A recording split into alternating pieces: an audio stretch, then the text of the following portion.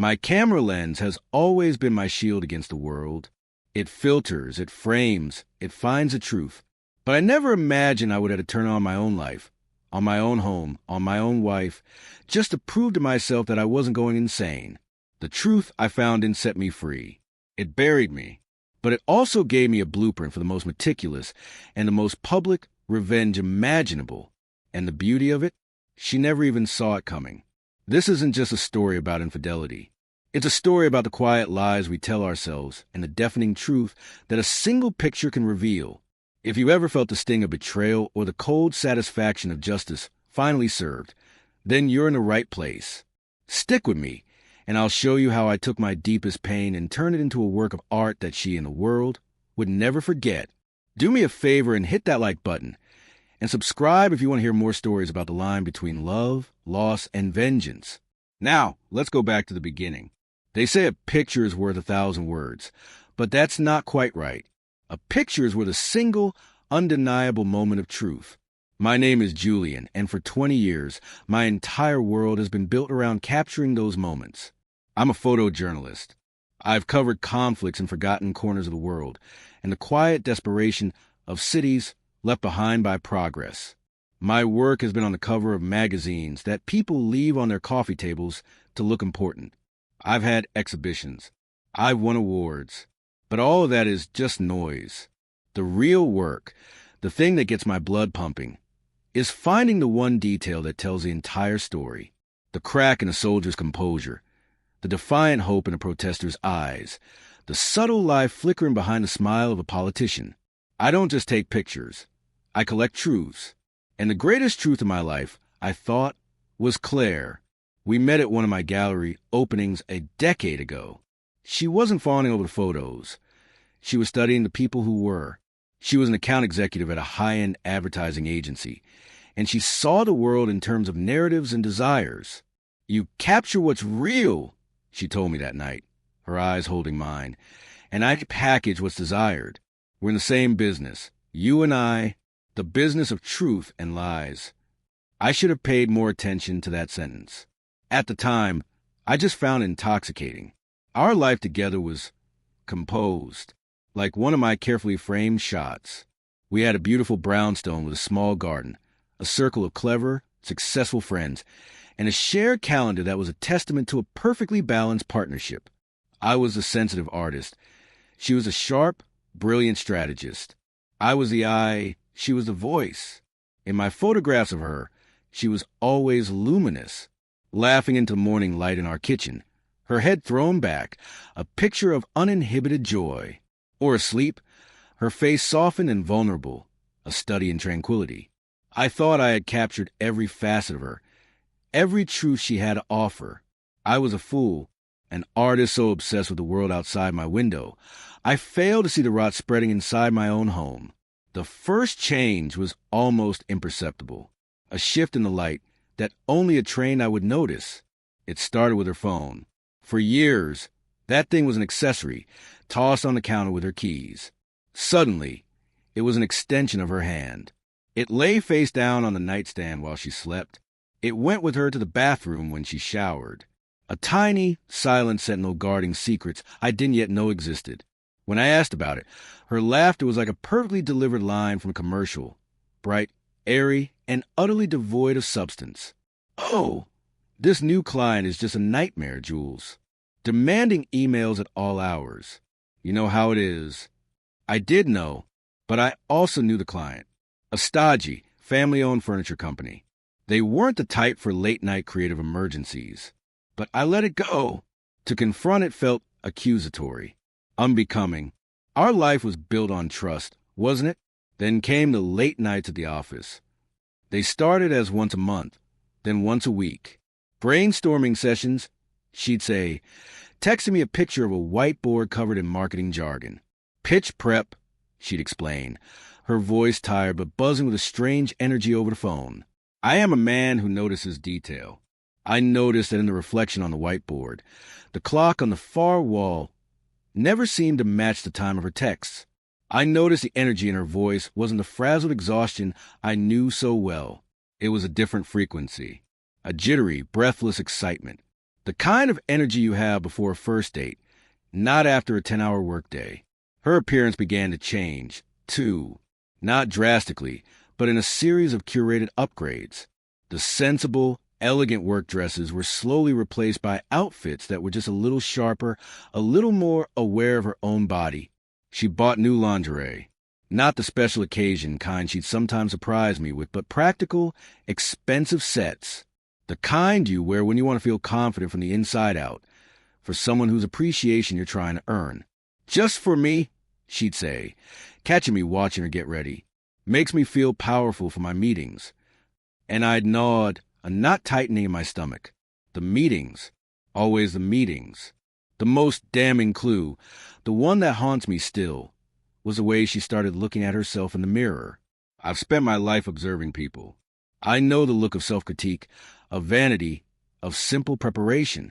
This was different. As she applied her lipstick, a slow, secret smile would play on her lips. It was a smile of anticipation, a smile of rehearsal. She wasn't looking at the woman who was my wife. She was looking at a woman preparing to play a role for a brand new audience. She was admiring the mask before a performance. And that smile was never for me. I hadn't seen it directed my way in years. I lived in this fog of denial for weeks. I was a frog in a pot of slowly boiling water. Each new detail was a slight turn of the dial. I told myself I was being paranoid. The classic, overthinking artist. My job was to find a hidden narrative. So, of course, I was inventing one where none existed. It was easier to believe I was losing my mind than to believe I was losing my wife. The water reached a rolling boil on a Tuesday in October. I was supposed to be on a flight to Chicago for a 2-day shoot, but it was canceled at the last minute due to a freak autumn storm grounding all air traffic. I called Claire's office to tell her, thinking we could have a rare, spontaneous weeknight dinner. Her assistant, a young, flustered woman named Amy, answered. "Oh, Mr. Hayes, she's not here," Amy said. She left about an hour ago. Said she was feeling unwell and was heading home. A cold dread, slick and heavy, washed over me. Unwell? Is she okay? I think so. She seemed fine, actually. Just said she needed to leave. She seemed fine. I hung up the phone. It was 5:30 p.m. Her commute was 45 minutes. Tops. She should have been home for at least 15 minutes. I called her cell. It went straight to voicemail. "Hey, honey, just at the office. This pitch is killing me. Probably won't be home till after 9. Don't wait up for me. Love you." The message was a time-stamped lie. It had been left at 5:15 p.m., just as she was walking out her office, telling her assistant she was sick. She wasn't at the office. She was somewhere else, pretending to be at the office, while telling her assistant she was at home. A triangle of lies. And I was in the dark, miles away from every single point. My heart hammered against my ribs. My hands felt cold. I drove home, each mile a lifetime. I rehearsed the confrontation in my head. The anger, the hurt, the confusion. But when I pulled onto our quiet, tree-lined street, a strange calm settled over me. The kind of calm that comes before a storm you know you can't escape. I parked a block away. I don't know why. Maybe instinct. The instinct of a photographer who knows you get the most honest shots when your subject doesn't know you're there. I walked up the stone path to our front door. The lights were on, casting a warm, inviting glow from the living room. It looked like a picture of domestic bliss. A perfect hollow lie. I used my key. The lock turned with a soft, familiar click. I pushed the door open, expecting, I don't know what. Shouting? Silence? Instead, I was met with the mundane. The scent of Claire's perfume hanging in the air. The faint sound of music from the bedroom upstairs. And something else. Something that didn't belong. There on the Persian runner in our hallway, placed neatly beside Claire's heels, was a pair of men's shoes. They were expensive. Polished brown leather loafers. A brand I recognized. They weren't my style. And they weren't my size. Time seemed to slow down. My entire world, all my focus, all my years of training, see the defining detail. Zoomed in on those shoes. The worn leather at the heel. The faint scuff mark on the right toe. The way they were so casually, so confidently placed in my home. They weren't kicked off in a hurry. They were set down with a sense of belonging. The shoes of a man who had no fear of being discovered. The shoes of a man who knew the husband was out of town. And then I heard it, from upstairs, from our bedroom. Laughter. It was Claire's. But it was a sound I hadn't heard in so long. I almost didn't recognize it. It wasn't the polite, social laugh she used with our friends. It wasn't the tired chuckle she gave my jokes. It was a deep, genuine, unrestrained peal of pure delight. The kind of laugh that comes from a place of absolute ease and intimacy. The kind of laugh she used to share with me, back when our own story was still being written. It was the most beautiful and the most devastating sound I'd ever heard. Every ounce of air left my body. The urge to storm up those stairs, to kick down the door, to scream until my throat was raw, was a physical force. It was a tidal wave of rage and pain. But the photographer in me, the observer, the man who lives his life from behind a lens, took over. Confrontation was messy. It was loud. It produced ugly, emotional images with no composition. It was a scene, and I have never been a man for scenes. Instead, a different thought began to form, cold and sharp as a shard of glass in my gut. An observer doesn't rush in. An observer watches. An observer gathers evidence. An observer waits for the perfect shot. I backed out of the doorway, as silent as a ghost. I pulled the door shut, the latch clicking softly back into place, sealing their little world inside. I walked back down the stone path, the sounds of my wife's genuine happiness, with another man echoing in my head, the man with the brown leather shoes. Standing on the cold sidewalk under the glow of a street lamp, I knew two things with absolute certainty. First, my marriage was a lie. And second, I wasn't going to end it with a shouting match. I was going to end it with an expose. I was going to do what I do best. I was going to show everyone the truth. And I was going to make it a masterpiece. My grief was real, but it was being rapidly eclipsed by a chilling, crystalline sense of purpose. The project had already begun. The subject was betrayal. The medium was the truth. And the first shot had just been taken. Not with camera, but with the searing image of a pair of strangers' shoes in my own home. My foundation was gone. My world was tilted on its axis, but my mind had never been clearer. Phase 1 was over. Now it was time to start shooting. The days that followed were a masterclass in performance art. My own private one-man show. On the outside, I was a devoted husband. I came home. I kissed Claire on the cheek, a cheek that now felt like a stranger's, and I asked about her day. I listened to her intricate lies about client dinners and team-building retreats with a placid, thoughtful expression I had perfected over years of interviewing wary subjects. I would nod, offer a sympathetic murmur, and feel the ice spread through my veins. Every word she spoke was a brushstroke on the canvas of her deceit, and I was committing it all to memory. Living with her was like living in a ghost story. The woman I loved was gone, replaced by this polite, smiling phantom who shared my bed and drank coffee with me in the morning. I'd watch her across the breakfast table, this stranger with my wife's face, and my mind would become a darkroom, superimposing the image of those brown loafers over the scene. Our entire life had become a double exposure. The happy, domestic present, the ugly, secret truth living right underneath it. Sleep became a stranger. I'd lie there motionless, feeling the warmth of her body next to mine, and it felt like being chained to a corpse. I'd listen to the rhythm of her breathing, calm and even in her sleep, and wonder what or who she was dreaming of. My nights were spent staring at the ceiling, my mind a frantic slideshow of suspicions and unanswered questions. Who was he? Where did they meet? What did they talk about? What jokes did he tell that made her laugh like that? The not knowing was a physical torment. It was an itch under my skin I couldn't scratch, a pressure building behind my eyes. I knew I needed more than just a pair of shoes and a misdialed alibi. I needed proof.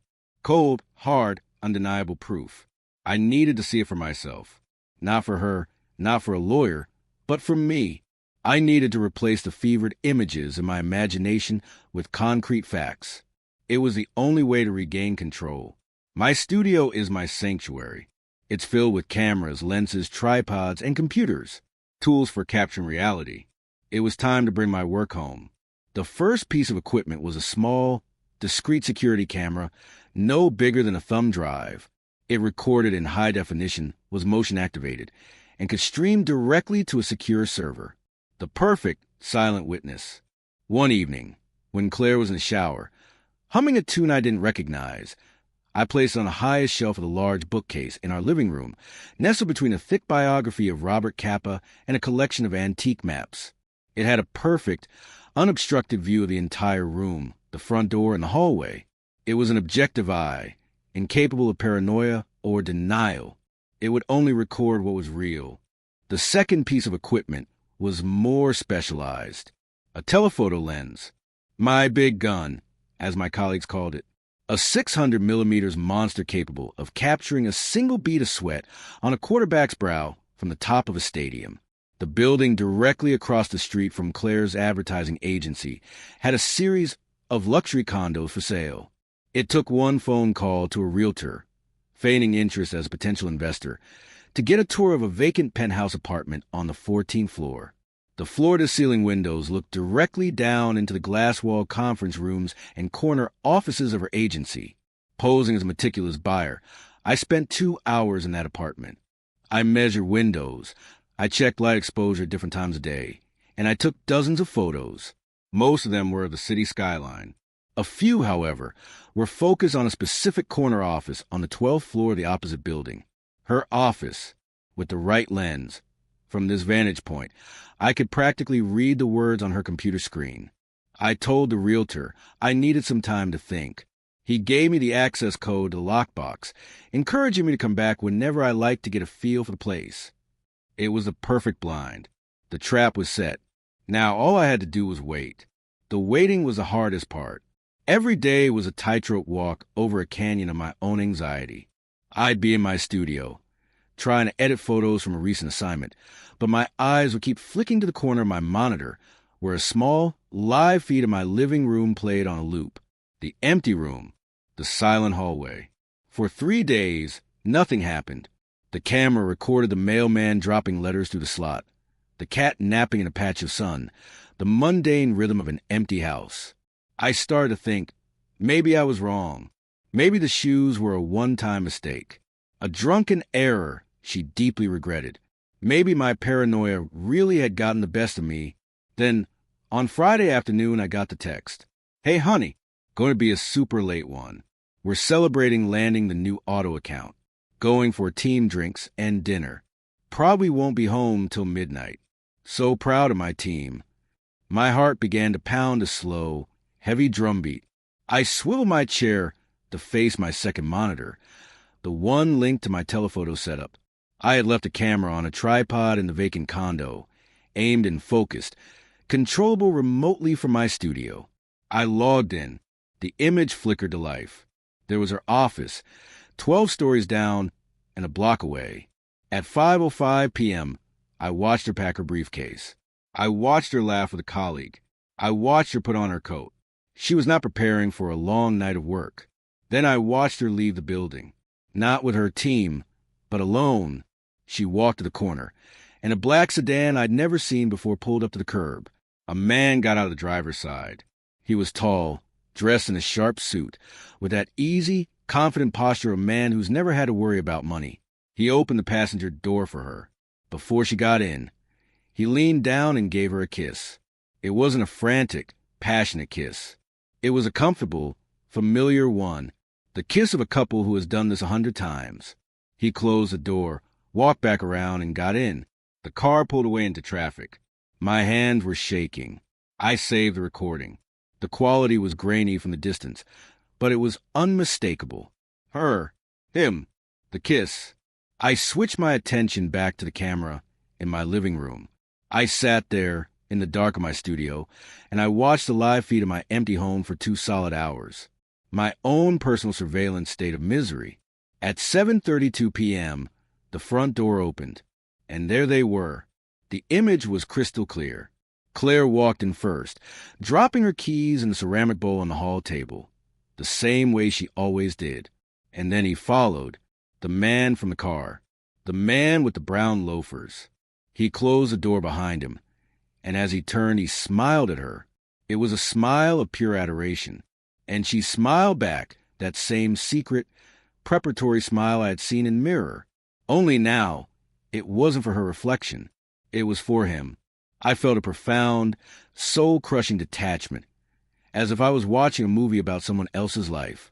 They moved into the living room, directly into the camera's view. He took her coat, hanging it up with an air of familiarity. She went to the kitchen and came back with 2 glasses of wine.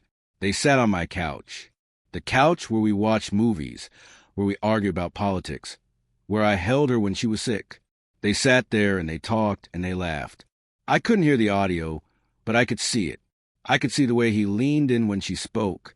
I could see the way she touched his arm, a casual, intimate gesture that was once reserved for me. I watched them for 10 minutes. And in those 10 minutes, I saw more life, more connection, more genuine intimacy between them than I had shared with my own wife in the last year. They weren't in the frantic throes of a new, illicit affair. They were comfortable. They were established. This was their routine. My home was their routine. The worst part wasn't the betrayal itself. It was the sheer normalcy of it. The casual, domestic bliss they performed in the shell of my life. He looked at her like she was the center of a universe. And she bloomed under his gaze. She was vibrant, animated, alive in a way I hadn't seen in years. I was the ghost. I was the one haunting my own home, watching through a tiny digital eye as my life was being lived by someone else. I had to turn it off. I couldn't watch anymore. I closed the laptop, and the silence of my studio was suddenly deafening. The rage I expected to feel wasn't there. The gut-wrenching sorrow was present, but it was muted, distant. What I felt, more than anything, was a profound and chilling clarity. My grief had burned away, leaving behind something hard and cold and sharp. This was no longer just a betrayal. This was a hostile takeover. She hadn't just found someone else. She had replaced me. She had brought him into my home, let him drink from my wine glasses, and let him sit on my couch, all while feeding me carefully crafted lies designed to keep me placid and out of the way. The disrespect was breathtaking. The audacity was colossal. I leaned back in my chair, the leather creaking in the silence. I had the evidence. Dozens of high-resolution photos from the condo across the street. Hours of video footage from my living room. A portfolio of her deception. I could confront her. I could blow up our lives in a single, fiery confrontation. But where was the justice in that?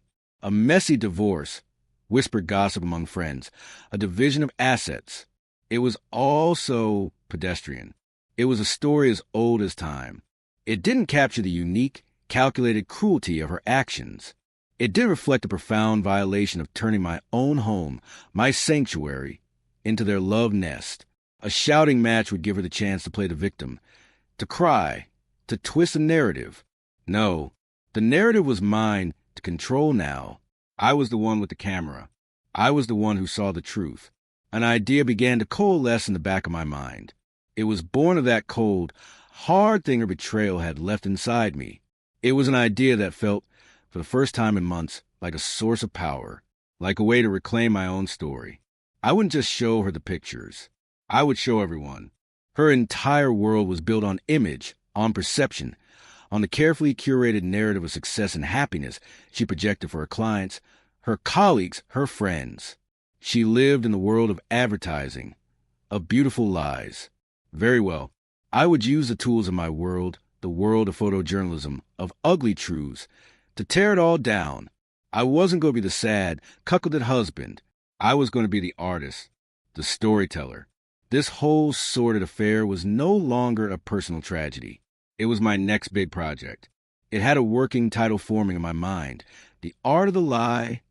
It would be a photo essay, a study in modern deceit. And my wife and her lover would be my unwitting and soon-to-be infamous stars. The pain was still there, a dull, throbbing ache deep in my chest, but it was now mixed with something else. Something dark and thrilling and focused. The thrill of the hunt. The meticulous, patient, all-consuming joy of planning the perfect shot.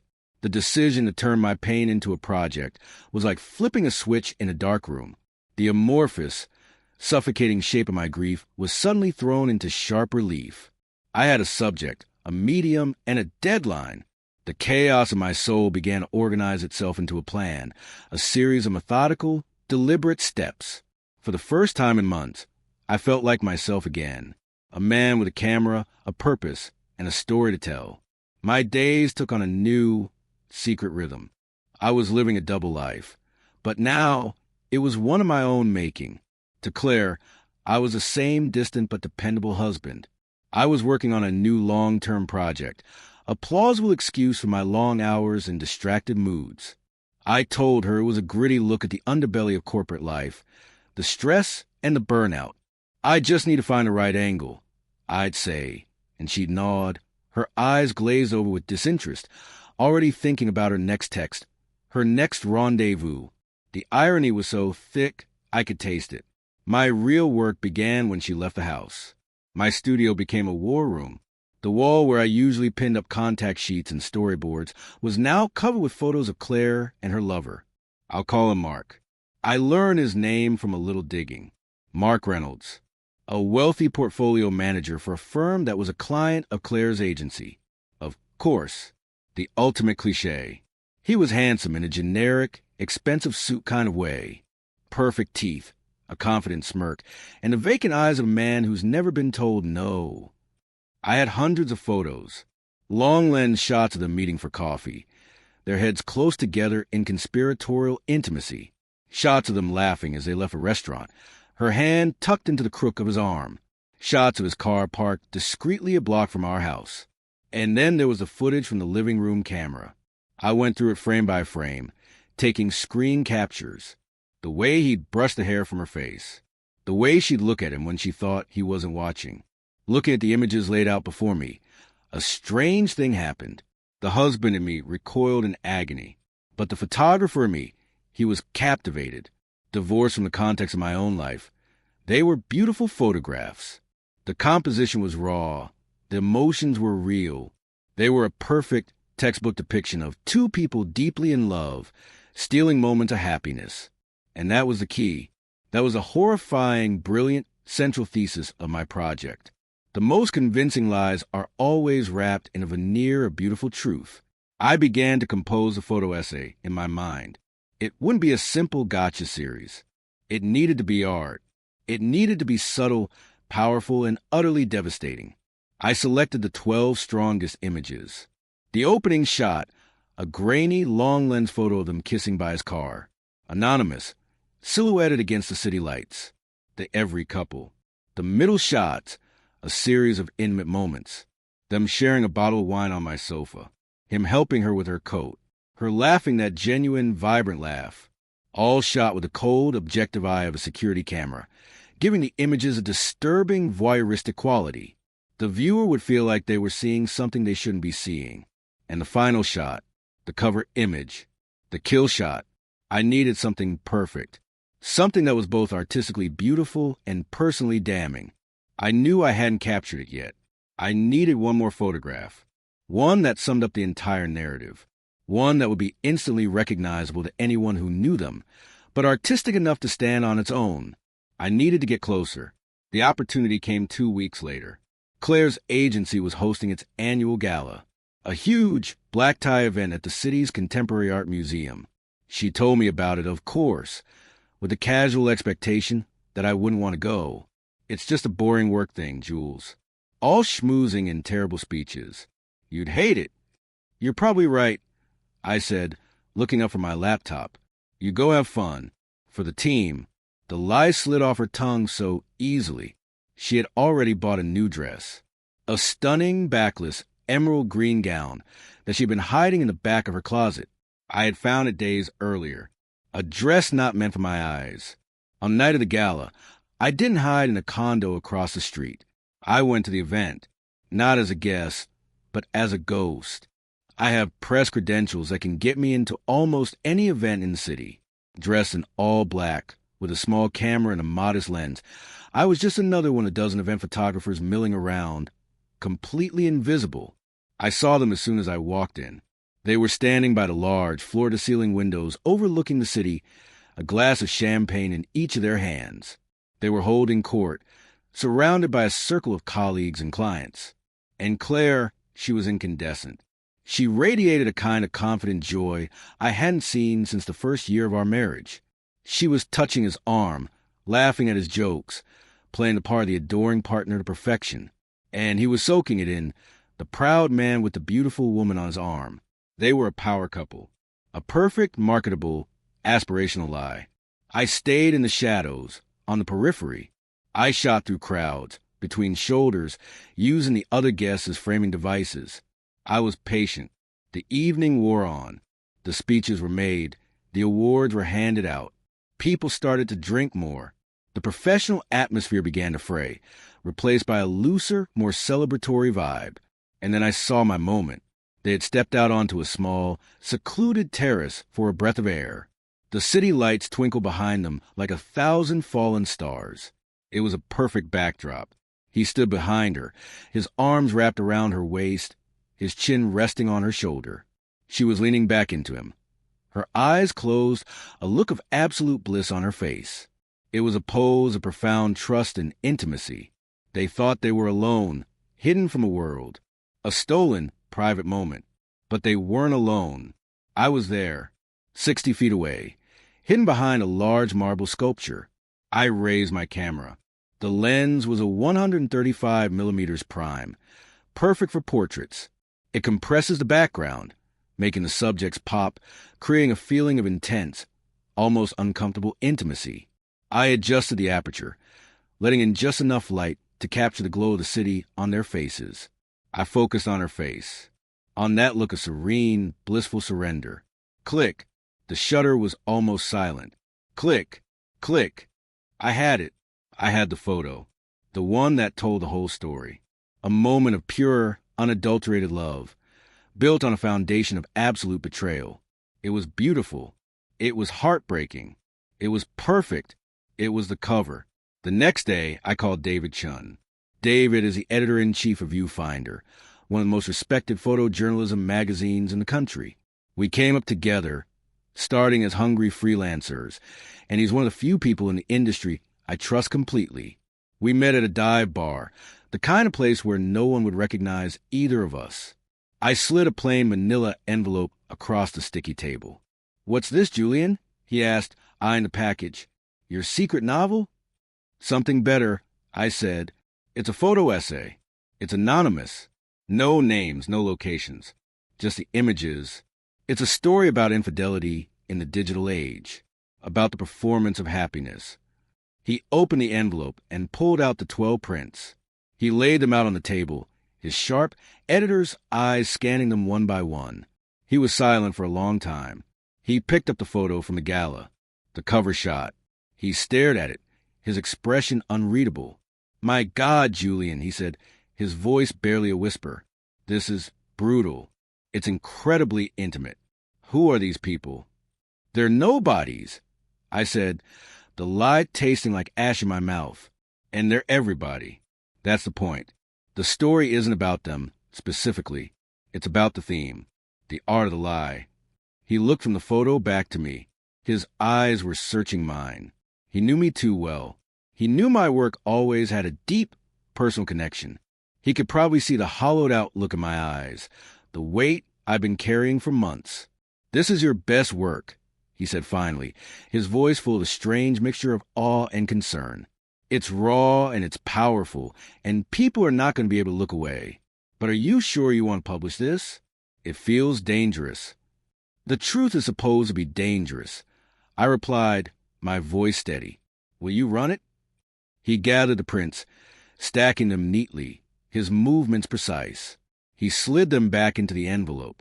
"It'll be the cover story for our November issue. The Truth and Consequences issue." He paused, holding my gaze. "Just be careful, Julian. When you put a story like this out into the world, you can't control how people will read it, or what it will destroy." "I know," I said. "Destruction is part of the composition." We finalized the details. The title would be simply, "The Art of the Lie." The photographer would be credited as X, a single cryptic initial. Below the series of photos in the magazine, there would be only one line of text. A sentence I had spent weeks crafting. A sentence that was both a poetic statement and a declaration of war. I walked out of the bar and into the cold night air. A weight had been lifted. The plan was in motion. The trap was no longer just set. The bait had been taken. The mechanism was engaged. All that was left was to wait for it to spring. The magazine would hit newsstands in 4 weeks. 4 weeks for Claire to live in her blissful, ignorant paradise. 4 weeks for her to wear the beautiful green dress and smile her secret smile. 4 weeks until the whole world would see her through my eyes, through the cold, unforgiving, and truthful lens of the man she had so casually destroyed. The countdown had begun. The 4 weeks leading up to the magazine's release were the calmest I had felt in months. The decision had been made, the machinery was in motion, and there was nothing left for me to do but observe. It was a feeling a sniper must have after they've accounted for wind, distance, and trajectory. All that's left is to exhale, squeeze the trigger, and watch events unfold. I moved through my life with a serene detachment. The lies Claire told, which once felt like stabs to the heart, now sounded like distant echoes. Her late nights and business trips were no longer personal betrayals. They were simply data points, confirming the narrative I was about to publish. She was living out the final, oblivious scenes of the story whose ending had already been written by me.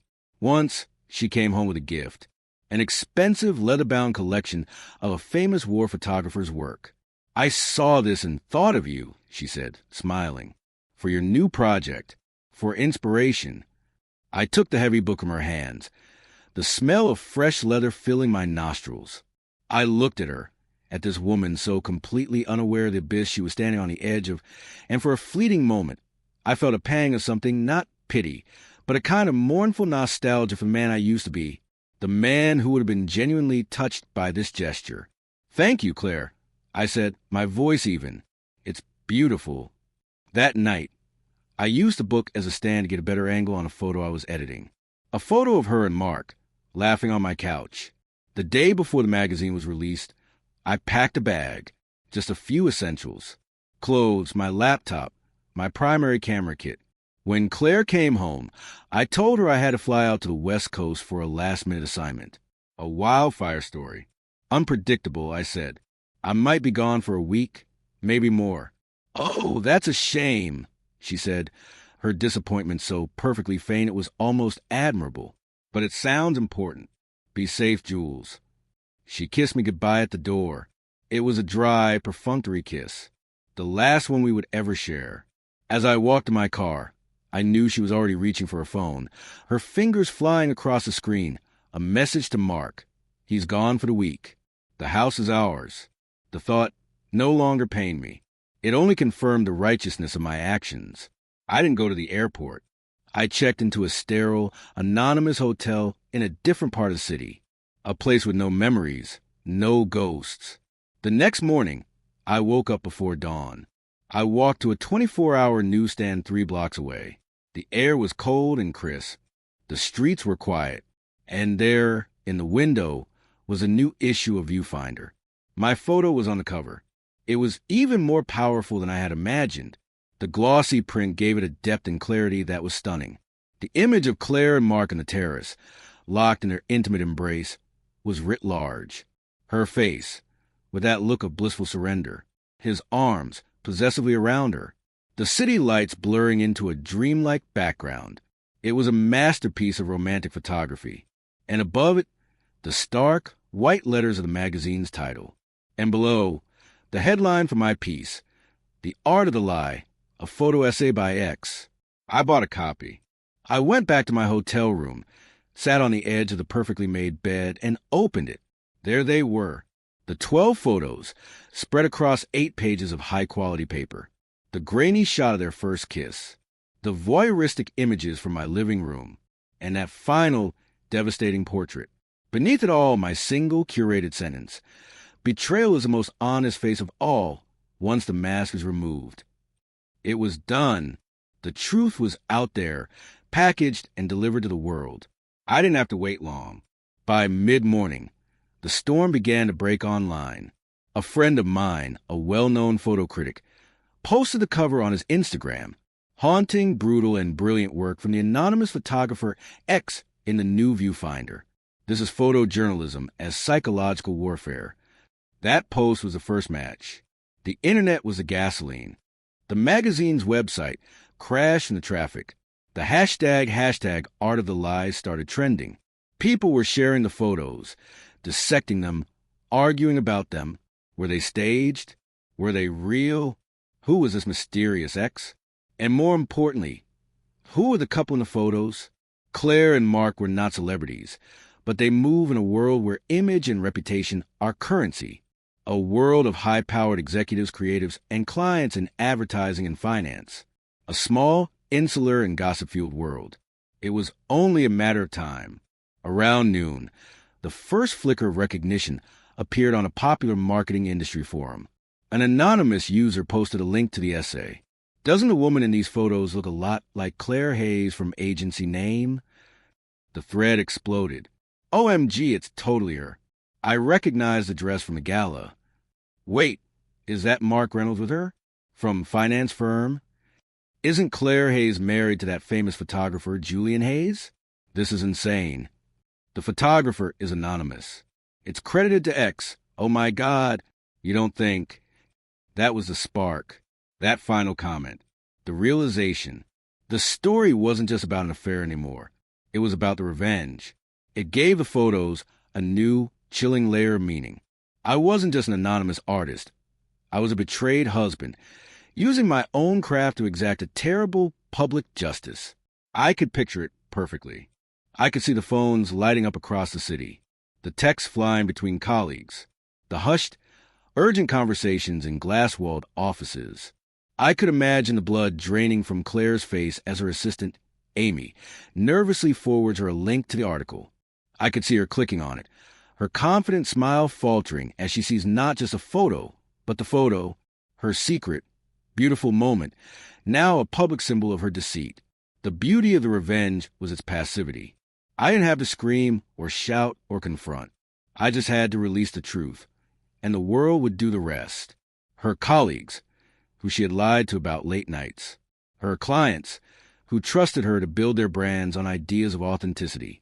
Her friends, who had been coming to my home for dinner parties, all while she was betraying me within its walls. They were now the jury. For Claire, the horror wouldn't have been a single, clean blow. It would have been a death by 1,000 cuts. The endless notifications, the calls from her parents, the stony silence from her boss, the looks of pity and contempt from everyone she knew. She hadn't just been exposed, she had been defined. I had taken her identity and recast it.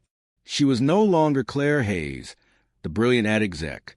She was now the woman from the photo essay, a living symbol of infidelity, a poster child for the art of lie. And Mark, his world was one of numbers and quiet, backroom deals, a world where reputation and discretion are everything. A photo of him plastered across the internet. The philandering star of a viral story about betrayal, his career would survive, perhaps, but his reputation would be forever stained. I stayed in that hotel room for 3 days. I turned my phone off. I watched the story mutate and grow online from the dispassionate distance of my laptop screen. It was on the morning news. It was debated on daytime talk shows. It was the talk of the town. My work had never been more famous, and I had never felt more invisible. Resolution and reflection. On the 4th day, I left the hotel. I didn't go home. I went to my studio. The place smelled of developer fluid and dust, a comforting, familiar scent. The wall was still covered with the photos of them, the evidence, the blueprints of my revenge. I looked at them, not with anger or pain anymore, but with a kind of detached, professional satisfaction.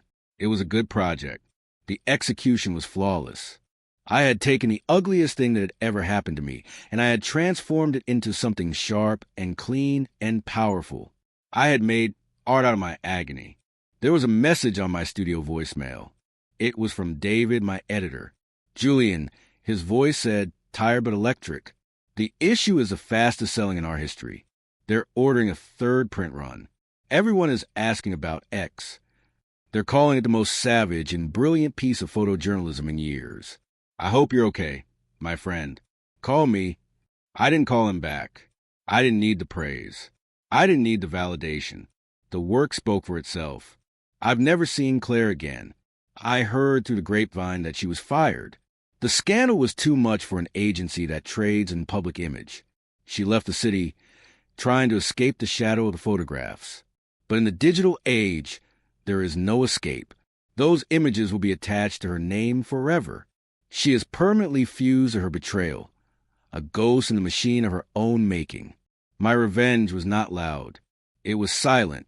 It wasn't a moment of explosive confrontation. It was a lifetime of quiet, inescapable consequences for her.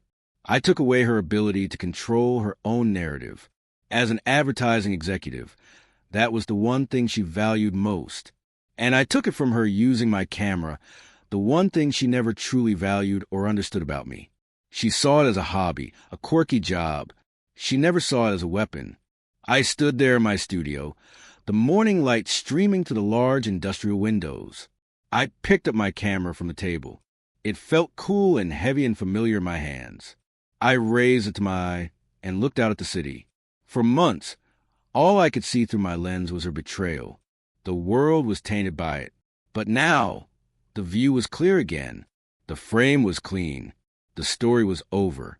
And I was the one who got the final shot. The story ends there, but the conversation doesn't have to. What do you think?